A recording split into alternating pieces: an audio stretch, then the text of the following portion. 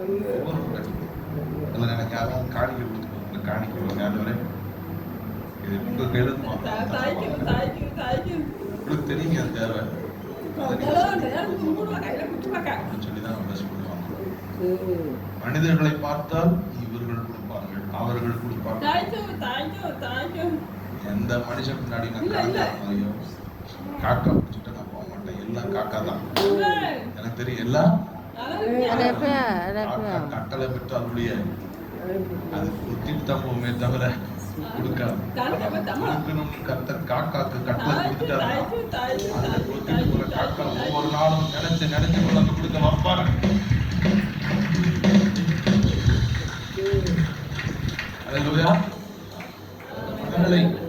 ஒவ்வொரு நாளும் உழைக்கிறவர்களுக்கு, வேலைக்கு போகிறவர்களுக்கு,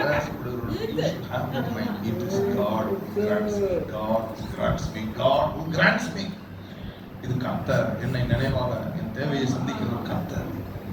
இந்த மனநிலையில் தான் எல்லாம் உமார்ந்தானது.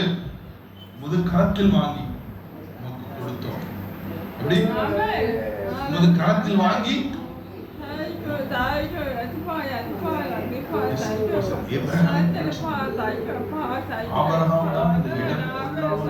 ஆசீர்வாதத்தை சுதந்திரிக்க தசம பாகத்தை கொடுத்து பழகினவன். எத்தனை ஆபிரகாமின்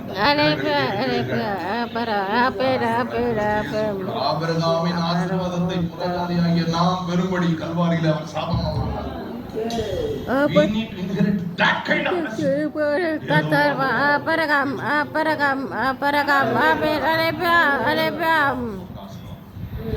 என்ன ஆசீர்வாதம் சொல்லுங்க? என்ன ஆசீர்வாதம்?